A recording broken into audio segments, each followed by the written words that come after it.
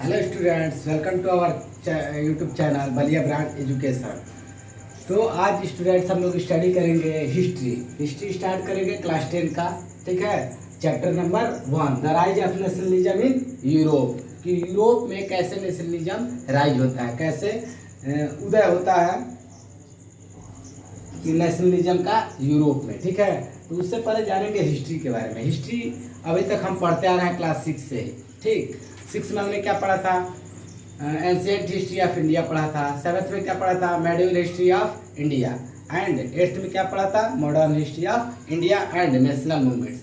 अब हम लोग वर्ल्ड हिस्ट्री में इंटर किए हैं, वर्ल्ड हिस्ट्री के बारे में पढ़ेंगे। एक्चुअली स्टूडेंट्स, हिस्ट्री हम लोग पढ़ते क्यों हैं? हिस्ट्री से हमें पढ़ने से क्या फ़ायदा है?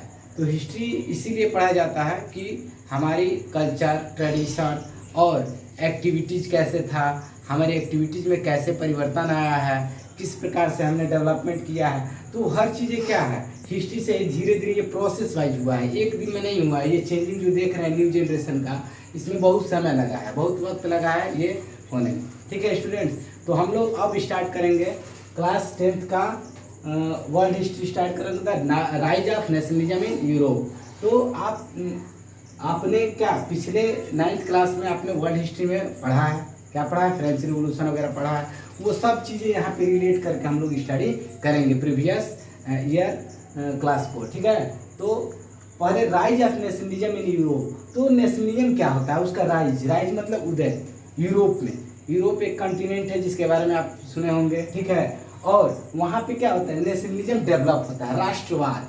तो राष्ट्रवाद है क्या? पहले तो ये हम लोग जानेंगे। ठीक है, तो राष्ट्रवाद ये है कि कोई भी विचारधारा, ऐसी विचारधारा जिसमें लोग क्या हो, एकता के भाव को क्या महसूस करें। ठीक, कलेक्टिव आइडेंटिटी। और वो कलेक्टिव आइडेंटिटी आता कैसे है? तो विद इट्स टेरिटरी, अपने टेरिटरी के हिसाब से आता है, या फिर क्या बोलते हैं, लैंग्वेज उनका सेम हो, कल्चर सेम हो, ट्रेडिशन सेम हो। ठीक है, ये सब चीज़ें क्या लाती है? कलेक्टिव आइडेंटिटी लोगों के अंदर लाती है। तो वही कलेक्टिव आइडेंटिटी धीरे धीरे क्या होती है? राष्ट्रवाद को जन्म देता है। ठीक है, कैसे? अब धीरे धीरे इस चैप्टर में हम लोग डिटेल में पढ़ेंगे। पहले हम देखेंगे कि एनसीईआरटी के चैप्टर 1 में क्या, फर्स्ट पेज पे एक आपको चित्र बनाया हुआ है। ठीक है, जो चित्र आपको फ्रेडरिक सोरियो द्वारा दिया गया था 1848 में। 4 आपको फिगर दिया गया था उनके द्वारा। ठीक, और चारों में उनका यूटोपियन को दर्शाया गया था।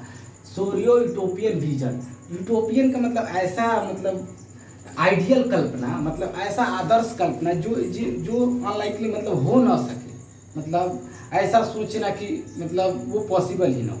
ठीक, वो चीज़ को यूटोपियन कहा जाता है। ठीक है, यूटोपियन विजन वो 1848 में दिए। उन्होंने क्या सब सोचा? तो उन्होंने इस फिगर में बनाया है। आपको मैं फिगर थोड़ा दिखा दूँ। ये आपका रहा फिगर। ठीक है, फर्स्ट पेज पे है, इसको देखिएगा, ध्यान से पढ़िएगा और उसके बाद से स्टेटमेंट को मैच कीजिएगा। इस फिगर को रखते हुए सामने ये स्टडी कीजिएगा। तो देखिएगा फिगर में, तो ये क्या, स्टेचू ऑफ लिबर्टी है। ठीक, और लोग यहाँ से मार्चिंग करते हुए, ठीक, ट्रेन के रूप में आ रहे हैं। ठीक, इनमें क्या है? यूरोप और अमेरिका के लोग मार्चिंग करते हुए स्टेचू ऑफ लिबर्टी की तरफ आ रहे हैं। एक हाथ में स्टेचू ऑफ लिबर्टी में, एक हाथ में मशाल ली हुई है, इनलाइटमेंट ली हुई है, और एक हाथ में उनके अधिकार है। ठीक है, अधिकार मतलब जो लॉ वगैरह, कानून वगैरह है वो रखी हुई है। ठीक है स्टूडेंट्स, तो अब हम ध्यान देंगे कि फ्रेडरिक सोरियो का यूटोपियन विजन क्या था, वो क्या सोचे थे, क्या चीज़ वो देखे थे। तो वो अपने फिगर में दर्शाए हैं ये चीज़ें कि जो मार्चिंग करते हुए लोग जा रहे हैं उनमें क्या क्या बातें कर रहे हैं वो देखते हैं। The people of the world are grouped as distinct nation identified through their flags and national custom.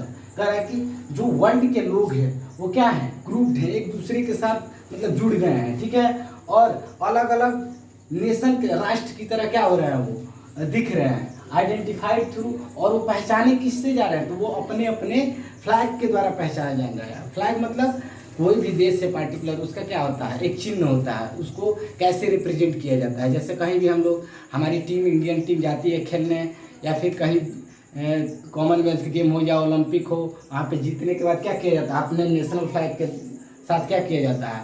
राष्ट्रगान किया जाता है। वही चीज़ है कि वहाँ भी उस समय लोगों के पास क्या था?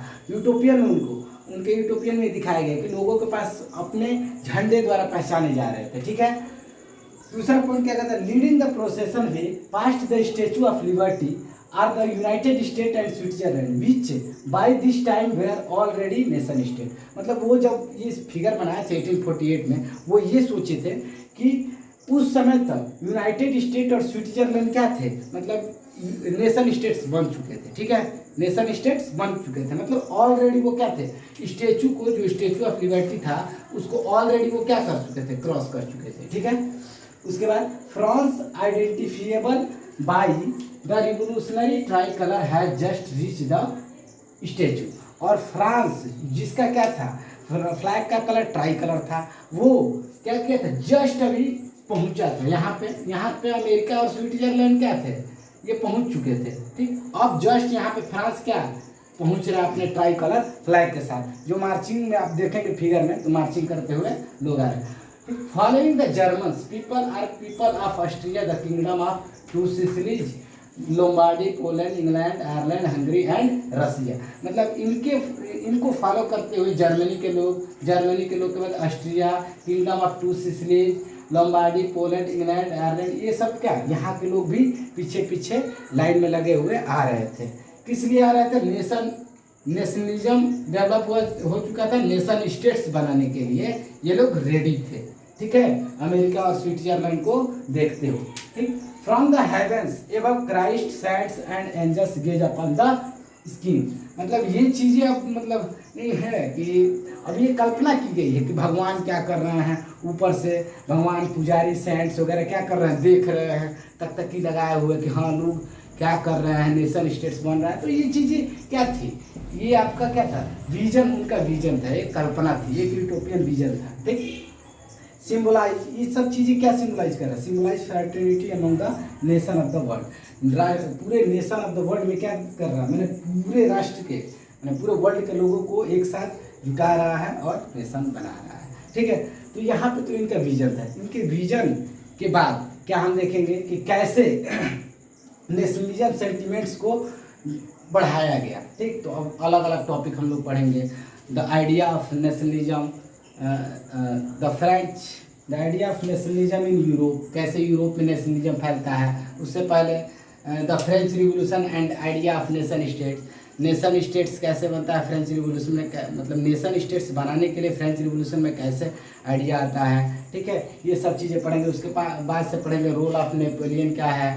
ठीक, कैसे रिवोल्यूशनरी एक्ट्स, मतलब रिवोल्यूशंस हुए कई सारे 1830 1848 में, कैसे हंगर्स हार्डशिप वगैरह आता है। उसके साथ साथ आगे हम लोग पढ़ेंगे कि कैसे जर्मनी का यूनिफिकेशन होता है, इटली का यूनिफिकेशन होता है, ब्रिटेन का यूनिफिकेशन होता है, विजुअलाइजिंग द नेशन कैसे आता है। ठीक, क्या कारण बनता है, वर्ल्ड वॉर फर्स्ट का कारण क्या बनता है, ये सब चीज़ें हम लोग विस्तार से पढ़ेंगे स्टूडेंट्स। ठीक है, तो आप लोग जुड़ जाइए रेगुलर वे में, और जो स्टूडेंट्स वॉच कर रहे हैं इस वीडियो को, इस लेक्चर को शेयर करिए, कमेंट करिए और बताइए कि इसमें क्या और हम लोग सुधार कर सकते हैं। ठीक है, और धीरे धीरे आपके लिए रेगुलर बेसिस पे क्या किया जाएगा, लेक्चर अपलोड किया जाएगा। नेक्स्ट टॉपिक से हम लोग डिटेल में पढ़ेंगे। आज ये इंट्रोडक्टरी क्लास था। ठीक है, ओके, नाइस, धन्यवाद।